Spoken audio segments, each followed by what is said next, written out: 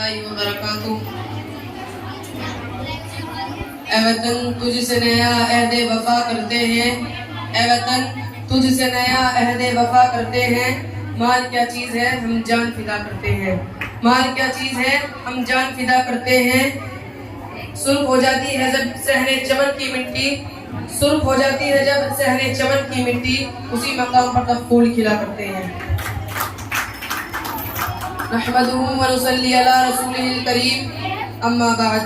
سامعین اکرام، آج یوم آزادی ہند ہے۔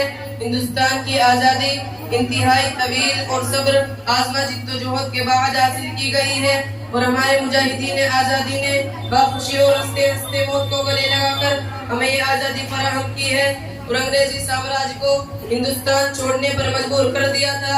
آج ضرورت اس بات کی ہے کہ ہم اس آزادی کی قیمت کو سمجھیں اور اپنے مجاہدین آزادی کو حقیقی معنی میں خراج عقیدت پیش کریں۔ انہیں خراج عقیدت پیش کرنے کا مطلب یہ ہرگز نہیں ہو سکتا کہ ہم ان کی تصاویر پر پھول اور مالا چڑھائیں یا ان کی شان میں دو جملے کہہ دیں۔ حقیقی معنی میں خراج عقیدت وہ ہوگا کہ ہم اپنے مجاہدین آزادی کے خواب کو پورا کریں، انہیں شرمندہ تعبیر کریں، اور انہوں نے جس ہندوستان کا خواب دیکھا تھا اس کو حقیقت کا روپ دینے میں اپنی کوشش کو آگے بڑھائیں۔ آج ہم دیکھتے ہیں کہ ہماری آزادی کو کئی اطراف سے خطرہ لاحق ہو گیا ہے۔ آزادی کے ساتھ دہوں کے طویل عرصے کے بعد بھی ہندوستان میں بھوکمری اور بے روزگاری بہت زیادہ ہے۔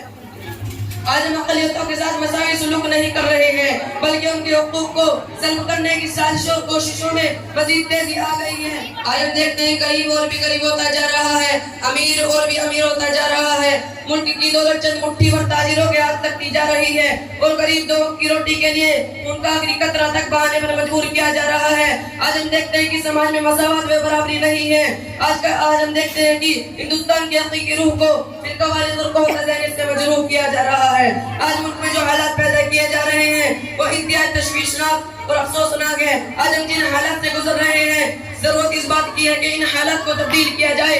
ہمیں اپنے آپ سے یہ عہد کرنے کی ضرورت ہے کہ ہم جس آزادی کو ہمارے آبا و اجداد نے اپنی جانوں کی قربانی دے کر حاصل کیا تھا اس کا تحفظ کیا جائے گا۔